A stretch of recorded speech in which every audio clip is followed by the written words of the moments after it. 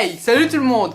Je vous conseille d'avoir vu la première partie où on parlait aussi de ces ondes gravitationnelles. Mais vous inquiétez pas, même sans, ça passe. Les ondes gravitationnelles, elles avaient été imaginées par Einstein en 1916. Vous savez, quand il a publié sa théorie sur la relativité générale. Générale? Déjà, dans ondes gravitationnelles, on parle bien d'une onde, pour plusieurs raisons. Allez, tu nous les rappelles? À vos ordres! Raison 1. Elle se déplace dans l'espace-temps, comme les vagues se déplacent dans l'eau. Raison 2. Comme toutes les ondes gravitationnelles s'atténuent en se déplaçant dans l'espace. Ok, mais il y a d'autres notions que nous n'avons pas encore vues. On parle bien d'une onde, car il y a un temps entre le moment initial où elle est émise et le moment où vous la ressentez. Tant que la vague n'est pas arrivée, vous ne pouvez pas savoir si elle a été émise. Et maintenant, imaginez, on met un objet très lourd à côté de la Terre, vraiment très lourd. Tant que l'onde gravitationnelle n'est pas arrivée à la Terre ne le saura pas et ne sera même pas attirée.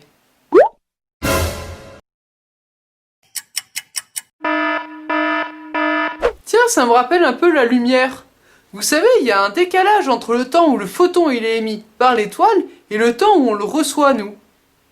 Quand l'étoile commence à émettre de la lumière, pendant un certain temps, vous ne verrez même pas la lumière arriver. Il fait quoi? Tu vas voir, on va parler d'une autre notion intéressante. Imaginons que la boule représente la Terre et la couverture, l'espace-temps. S'il se passe une collision de deux trous noirs, l'espace-temps est déformé. Voyons ce qui se passe. La boule perçoit avec un retardement l'information. Mais attends, on va faire la modélisation, mais avec une autre forme. La collision partira d'ici. Allez, 3, 2, 1...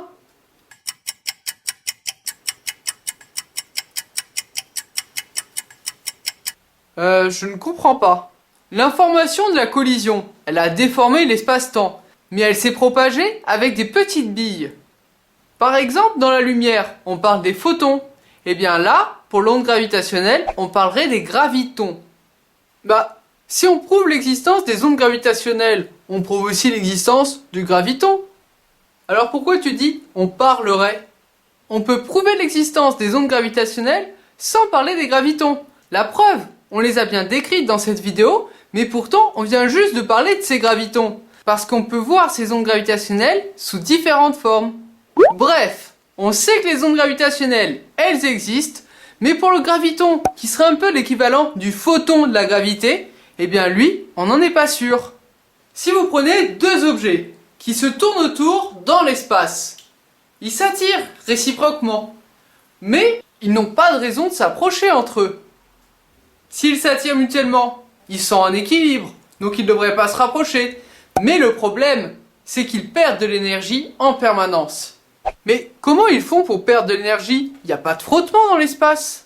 Parce que les deux objets, en s'attirant l'un l'autre, ils émettent en permanence de l'énergie sous forme d'ondes gravitationnelles. Ah, j'ai compris! C'est comme si chacun créait des vagues en permanence de son côté pour communiquer avec l'autre. Exactement. Et continue à taper sur l'eau pour voir. Bon, je peux arrêter maintenant? Non. Et là, c'est bon? Je commence à fatiguer un peu. Exactement, c'est là où je voulais en venir. Il a perdu de l'énergie à force de produire ces ondes. Et c'est justement cette énergie qui permettait que nos deux objets se tournent autour sans jamais se rapprocher. Mais s'ils perdent cette énergie, c'est là qu'ils vont se rapprocher de plus en plus. Et au moment de la fusion totale, ils vont émettre énormément d'ondes gravitationnelles. Je croyais que ces ondes, elles étaient envoyées seulement au moment de la fusion. Pas vraiment, mais c'est là qu'on va pouvoir les détecter le plus facilement, parce qu'il va y en avoir le plus. Et d'ailleurs, comment on les détecte? Oula, c'est compliqué, mais vous inquiétez pas, on va juste regarder le côté intéressant. Le but c'est quand même de voir autrement, pas de vous ennuyer. La méthode de détection. On a deux solutions. La première, c'est de mettre des détecteurs à la surface d'une sphère. Pourquoi une sphère? Parce que cette sphère, quand des ondes gravitationnelles vont la traverser, elle va comme se comprimer. Attention, le volume de la sphère, il ne change pas. Mais c'est un peu comme si elle était compressée et qu'elle s'étalait. Et la deuxième solution, c'est de mettre plusieurs détecteurs dans l'espace. Finalement, c'est comme dans votre récipient. Pour savoir d'où est partie la perturbation, le tout, c'est de connaître la distance entre plusieurs points, et comme ça, vous pouvez faire de la triangulation. Exactement, on prend plusieurs détecteurs, et on regarde les variations de distance entre eux, grâce à l'interférométrie. L'interférométrie, c'est en gros que les deux points ils sont reliés grâce à des rayons laser. Et si la distance elle varie entre ces deux points, grâce à l'interférométrie, on est capable de le savoir. Le problème, c'est que sur Terre, des petites variations de distance, ça pourrait être dû à des ondes sismiques. C'est pour ça que l'idéal, ça serait d'envoyer 3 satellites dans l'espace pour là aussi faire de l'interférométrie.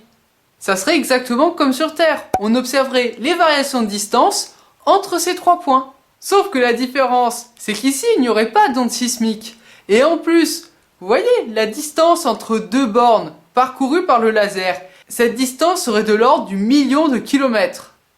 Attends, tu veux dire qu'ils vont faire la triangulation avec des triangles équilatéraux de 1 million de kilomètres de côté? 1 million? Oui, ça promet d'être intéressant.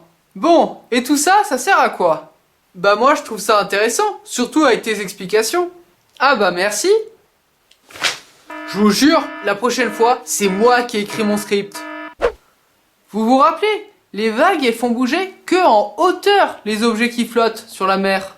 Et ce, sans déplacer l'objet et sans perdre de l'énergie. Et c'est là que c'est intéressant. En étudiant ces ondes gravitationnelles, on serait capable de voir à travers la matière. Puisque quand ces ondes traversent la matière, elles ne sont pas modifiées. Pour conclure, ces ondes, elles modifient la distance entre deux objets. Ondes gravitationnelles! Et elles permettent de voir à travers la matière. Ondes gravitationnelles! Bon, ok, on a exagéré, mais les idées, elles y sont. Finalement, notre monde est fantastique.